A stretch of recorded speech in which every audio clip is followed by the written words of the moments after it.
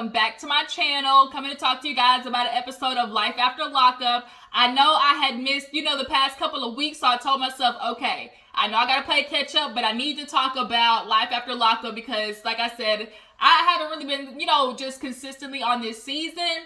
But today's a good episode to talk about because right now, I'm really like, Sean, bro, we gotta talk.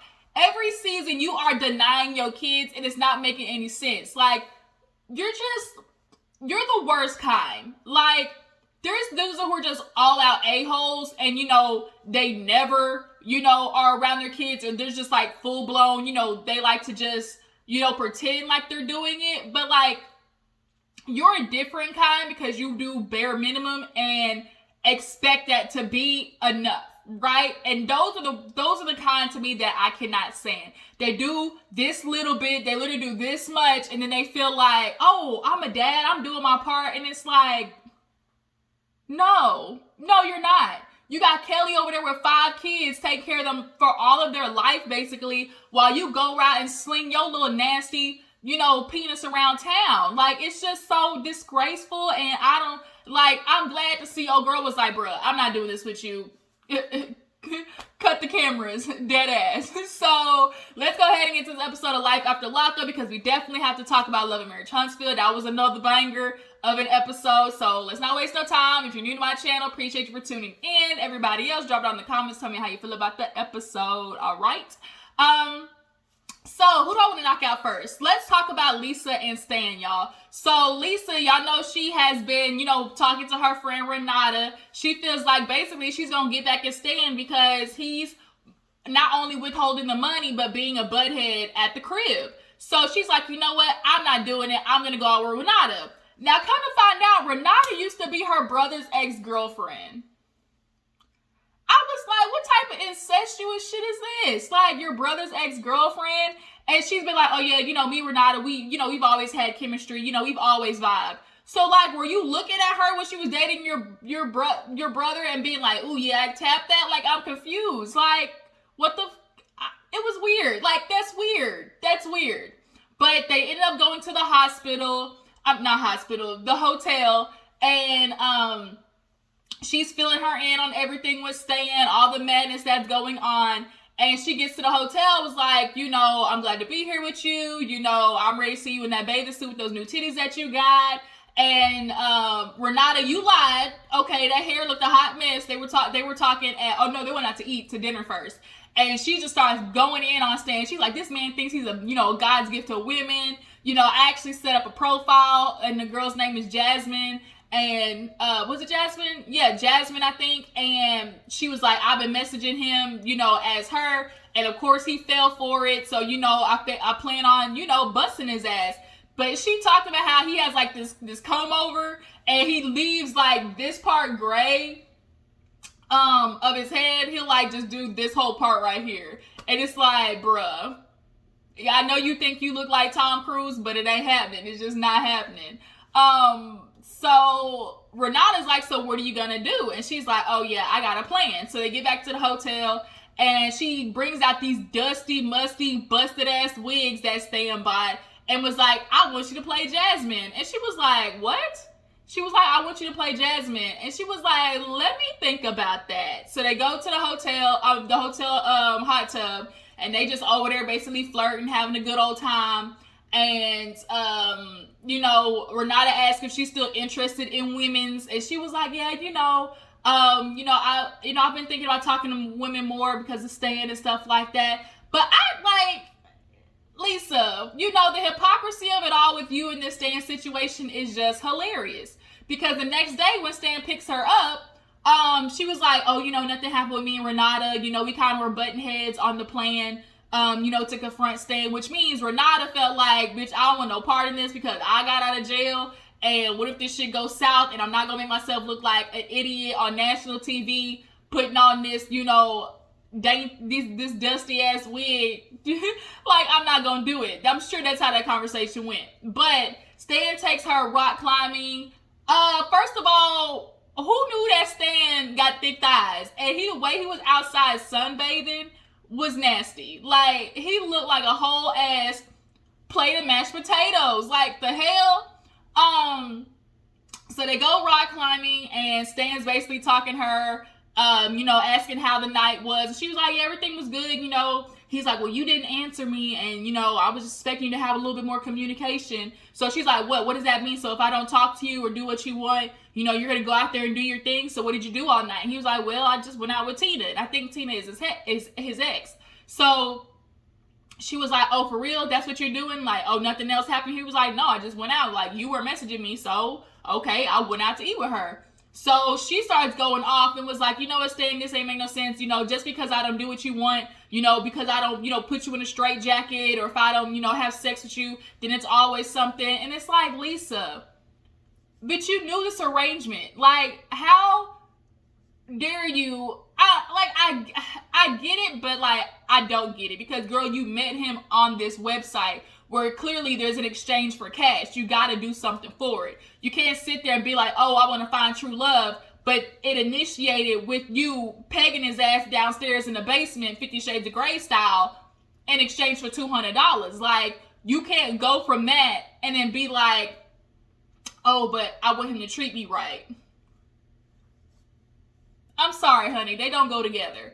And then not only that, what was funny is Stan said he would sleep with dudes if that's what old girl wanted. So she brings up Jasmine. She's like, oh, so you're not talking to nobody? And he was like, no. She's like, does Jasmine Portela ring a bell? And it was like, you could tell Stan's face was stuck. He was like, and he was hanging on the rock climbing wall, and I was like, ooh, busted. So I wonder how that reaction is gonna be next episode. So moving on, let's talk about Brittany and Marcelino. So Marcelino takes their son out to ride a bike and actually ends up calling Brittany's stepdad, because he's like, look, Brittany's going through a lot of stress. Hell, I'm stressing with this whole, sober house, situation. And I just need to figure out something to get Brittany out the house, and just like time for us. So she calls the stepdad, Gil, was like, hey, do you mind coming? Maybe watching the kids. And the dad was actually like, I'll just send you guys somewhere, and I don't mind doing that.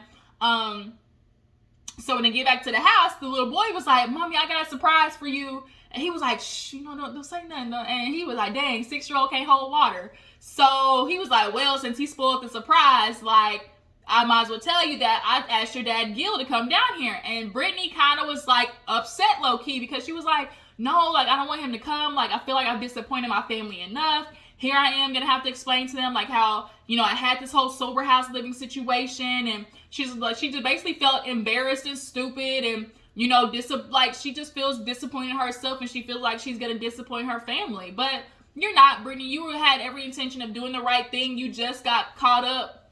You basically just got played. That's it. Everybody has experienced a scammer in their time, and they got scammed. Okay? It happens. But he was like, well, I just wanted him to come. And he's like, I just wanted to do something nice. She's like, I know, Marcelino, but she's like, I know you were trying to, but it's just tough for me right now. She gets up and walks off. So now Marcelino's stressed out. Then to put 20 on 10, she gets a message, she gets an email from somebody. So come to find out, her mom is back because she didn't follow up with the rehabilitation center. Shocker there. So what's happening is her mom is staying with a friend, basically in exchange for keeping up with her house. She stays in the little, guest house in the back. But what killed me was the mom was going through the house. It was like, looking at my cabana. And it was like, bitch, quit saying mine, because it's clearly somebody else's house. So she goes in there and she lets her mom know, like, I got an email. So she's like, okay, what is it? She started reading, and it's her biological dad. He trying to reach out, basically saying, oh, hey, I'm so-and-so, your biological father. I've been, wanting to reach out to you. I've heard that you, after doing a stint, you're doing really well. And I just want to, meet you finally and, be in your life and my grandkids' life. If this is something that interests you, please reach out to me. So the mom, she kind of was like, right, this nigga, basically. It was kind of like, right, your daddy. And so in her confessional, Brittany was like, well, my mom, all I know about my biological dad that my mom says is basically he's a piece of shit. And she's like, that's all I know. But, what if my mom, what if that isn't the story?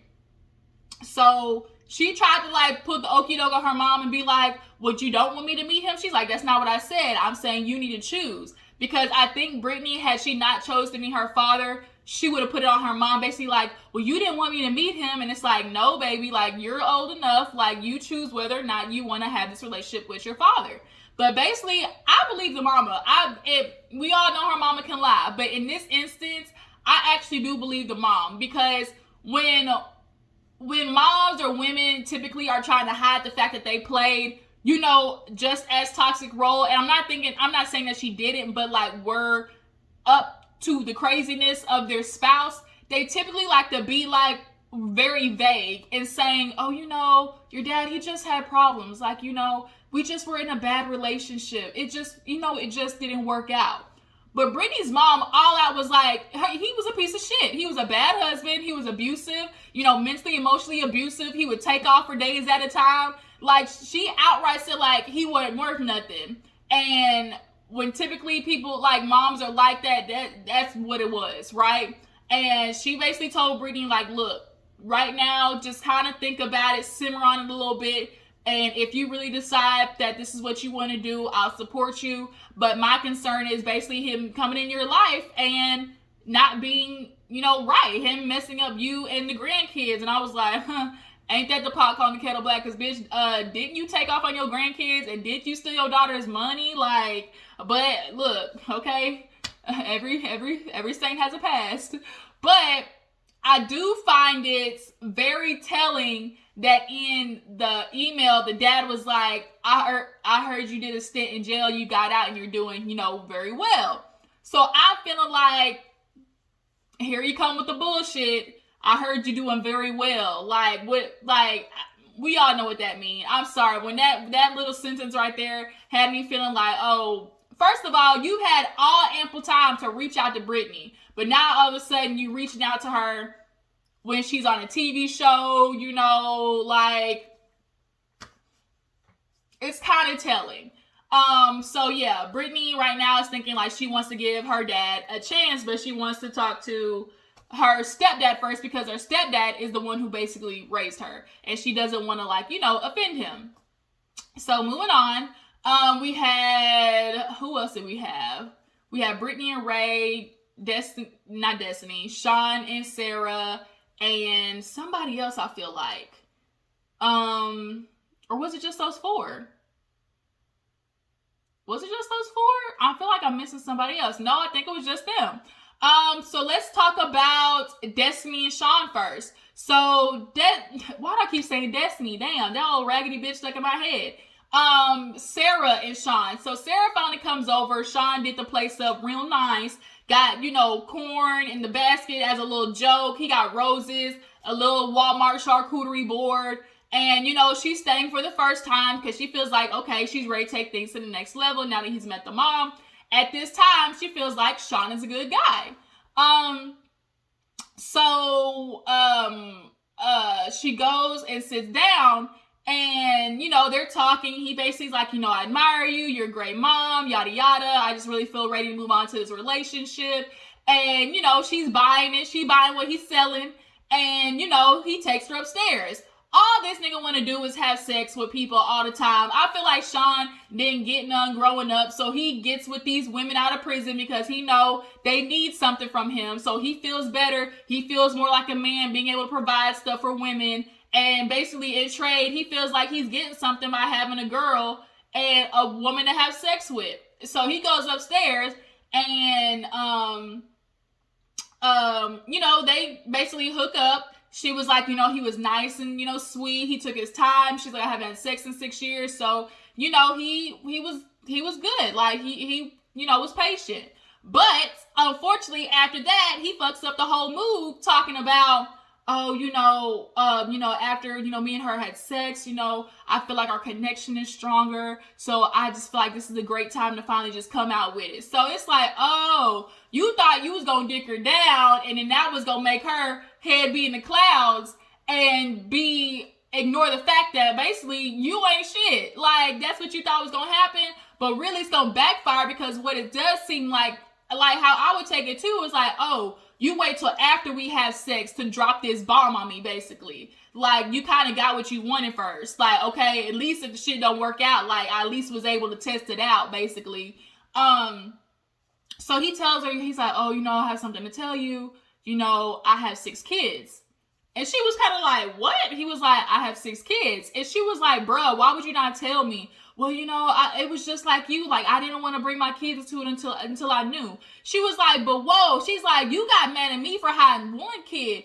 You got 6. And so he's like, I'm not lying. It's not a big deal. She's like, what do you mean it's not a big deal? She was like, why would you not tell me? He was like, I just want to make sure this worked first. And so she's like, what are you not telling me? Like, what else is there? He's like, that's it, I promise. And it's like, bruh, you might as well tell all the bullshit now, because she's giving you like the time, and she gave you this opportunity before to tell the truth. He was like, well, I was engaged before. And she was like, engaged? He was like, yeah, and she was an inmate. So now she's feeling like, oh, this is what you do. You just engage bitches out of prison. And he was like, no, it just didn't work out. We just weren't good together. She's like, how do you know we ain't good together? He's like, because you're different. She was like, bro, you're lying to me about 6 kids. You're lying to me about being engaged. Like, first of all, Sean, why do you understand your kids are going to see this one day? And the fact that you have the real gumption to hide your kids. Like, your daughter already clearly does not have a good relationship with you. And your daughter, you can tell, is very insecure. And she's going to go out there and find a shitty man like you and accept that behavior because she didn't have her dad in her life. Right? And so now Sarah's looking at him like, bruh, like, you played me. I'm feeling stupid. So she started digging a little bit deeper. So she's like, wait a minute. You were engaged to this girl, how long ago was it? He want to play stupid like, it was a while ago, maybe, like 6, or no, she was like, how long were you talking to her? He was like, maybe 6 months, a year. And she was like, what? She was like, wait a minute, how long ago was this? He was like, I don't know. She's like, that ain't an answer. Like, she was like, don't play me. That's not an answer. How long ago? He was like, 6 months. She's like, we've been talking for longer than that. So basically, I was the backup plan. Like, she's like, do you not see it's a problem that you're looking for women in prison? He was like, well, why put the ad out there if you don't want nobody to answer it? She's like, because I was bored. And I didn't think I was going to find, a nice man. But clearly, I'm stupid. He was like, I'm still a nice man. She's like, bruh, liars are not nice people. You lied to me. And he was like, what? They're little white lies. Like, they're not important. Bruh, your kids are important. The fact that you got a history of dating inmates is important. Like, fuck the inmate shit, but your kids, like, you want to call that a little white lie?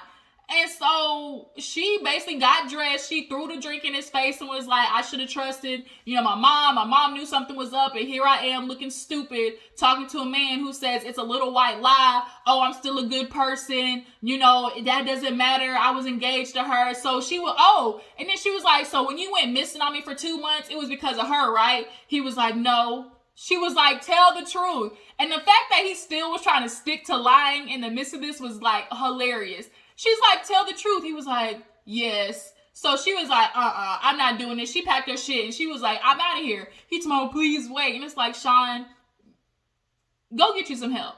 Period.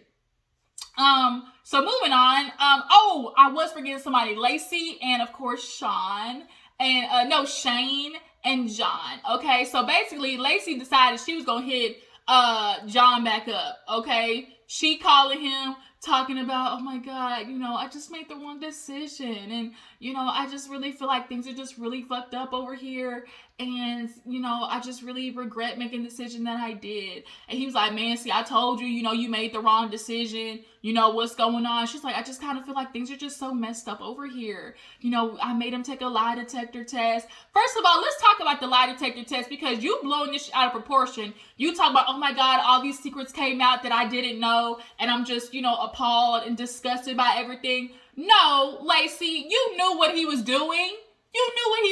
You set up the account. You knew he was talking to men for money. Like, girl, quit. And the fact that you know that he has been, like, Lacey, you were looking for a reason to go to make sure Shane had some fault in this because you knew you were messed up for contacting John. So you trying to put something off on him to make you feel better about doing the shit that you doing. Like, we not stupid, Lacey. You love the fact that you be having men fighting over you because we clearly know that you're insecure. And that you don't value yourself like that. But you calling John talking about, oh, I miss you, and I just really feel wrong for making this decision. And she's like, I just can we meet up one day? And you can tell he's doing a lot better because he got a little belly on him. When addicts start gaining their weight back, it's because you can tell that's like when they are really getting clean. And so the fact that his hair is longer, his skin is clearer, he got that little pudge on him, you can tell he's doing a lot better. And I'm sure it attributes to the fact that he ain't messing with Lacey, and he got a new girl. Her name is Julie. And he was like, man, Julie don't really want us in contact, and he reveals like he's been with this girl for 6 to 8 months, and he never thought that he would find somebody that he really cared for like Lacey. And the fact that he did, and there's no drama, he's like, sorry, y'all, I heard something back here. But he was like, the fact that, there's no drama, and Lacey, I've always, that's been my addiction. Like, I would always drink and do drugs, because of the drama with Lacey. And he's like, I don't want to go back to that. So he basically tells her, look, I'll be there for you if you ever need some protection. If, things get crazy physically, I'll be there for you. But as of right now, like, let's just keep it civil. And I don't think Lacey was prepared for that. She was like, okay. Like, yeah, bitch, your voodoo didn't work this time. It did not work this time. So she hangs up and she just like slams her head on the bed and was like, ugh. And I was like, there you go, John. Like, there you go. Like, bruh, I'm so proud. Like, you turned that bitch down. And I'm also sure that new girl, like, I'm sure the new girl probably has met like his sister and family. And we all know the sister wasn't fucking with Lacey already. So like, I'm sure he likes the feeling of being with somebody that doesn't come with a lot of madness and that his family actually approves of. So last but not least, let's get into Brittany and Ray. Because old Brittany, y'all, I don't like the heifer, and the bitch annoys me, and her pulling up on Ray, talking about busting, she was knocking like the po-po, boom, boom, boom, boom, boom. Like, and she comes in talking about where the hoes at. Ma'am. And she look hella stupid when she walk in and she see 3 niggas playing dominoes. Where the hoes at? He was like, you tell me. She's like, what are you not doing? Not answering my phone calls? You're not answering? Like, are you really crazy, Ray? Like, I'm worried about you. I'm trying to make sure you out here making good decisions. And here you are over here. You don't even know if he's a kingpin. And it was like, ma'am. And she's like, you're making bad decisions. Like, no offense, but are you an ex-felon? And he was like, yeah, I am. She's like, see, this is what I'm talking about. You're not even making good decisions, and that's why I'm trying to answer you, and you're not answering the phone. And he's like, bruh, like, first of all, we were just playing dominoes, kicking it. Secondly, like, I'm not gonna put myself in a situation, like, we not at the club or nothing. We here playing dominoes, like, for real. So she's like, you really, like, you need to leave. Like, you don't need to be in this situation. He's like, okay, I'll follow you home. She's like, you're not gonna leave with me? He was like, no, I'll see you when I get home. So the cousin, he looking like, he could tell he's like, this bitch crazy. And so he's like, they're just basically like, man, she just cares. She want to make sure that you good. So he heads his behind home. She really had the nerve to be like, I can't believe you let me leave angry. Like, you're really going to do that? Is this the type of man that you are? I don't never give you room to not trust me. He's like, neither have I. And she was like, well, tonight you did. And so she's like, I really can't believe that you can't see that I have a point on this. You're over there making bad decisions, being in the presence of ex-felons. What if you had a piss test? What if you, and like, Brittany, you're not slick. You want to turn it from, oh, you knew you were going over there to see if there was women, but you looked stupid when there was no women. So then you're going to turn it to, I'm just doing this because I care. Girl. And like Ray said, she's like, you over here making me look stupid. He said, no, you making yourself look stupid because did you find what you was looking for? And then like she over there looking stuck because no, you didn't. And Brittany, what you're gonna do is you're gonna run Ray off. That's true tea. You're gonna run his ass off because here you want to try in the confession, like she said, I'm not trying to control him. I just want him to know that, I really care about everything that he's built. He's like, you not? And she's like, no. He's like, okay, whatever, I'll let you win. I give Ray a year and a half, 2 years of this shit, and they not gonna make it because nobody wants to be with a woman who feels, first of all, entitled to knowing where he's at 24/7 because you feel like you did something. I held you down, PLP, hold me down type shit. and you know, brought him back to your house. Like, Brittany's always gonna hold that over his head. Remember, I did this for you. And she likes the fact that she has somebody who basically kind of low-key needs her because she feels empowered by that because she had a shitty, you know, ex-relationship. She found somebody who needs her, who, you know, isn't as successful. She feels a little bit more, you know, empowered in this relationship. But with that power, here it is, you abusing it, treating him like shit. And Ray's a very, like, chill person. So I'm waiting for the day he just blows up on that ass and walks out, because don't nobody want to be in that bullshit 24/7. And so she admits the next morning that, you know, I did kind of overreact. And he was like, you think? You know, she's like, I just, you know, want to show you that I care. And, you know, I'm here for you. And she's like, I don't ever like that feeling when you're not answering your phone. I don't ever want to feel that again. And it's like, you can't let your previous insecurities, you know, mess this relationship up for you, because it is. Like, bitch, Brittany, that was crazy. You came knocking on somebody's house, busting in, talking about where the hoes at. And you look stupid. Wasn't nobody there but 3 niggas. Like, you look stupid. And you gonna stop using this, oh, I'm just trying to protect your future, as an excuse. Because that's not what it was. We see you, Brittany, bitch. We see you. So she was like, you know, with my mom, like, I just want to show them, you know, you're a good guy. And he was like, with the 3 paychecks things, like, that's kind of crazy. She's like, no, it just kind of symbolizes that you really want to work for this. And so he was like, okay. And that's kind of where the episode ended, y'all. So tell me what you think about life after lockup. How do you feel about, you know, Brittany's crazy self? Do you feel like John gonna give in to Lacey? And do you think that Sarah is gonna take Sean back? What y'all think? How long y'all think Ray gonna tolerate Brittany's mess? Y'all follow me on Instagram and Twitter, you guys. I'll be right back to talk about other episodes of other shows. I will catch you guys later. Bye.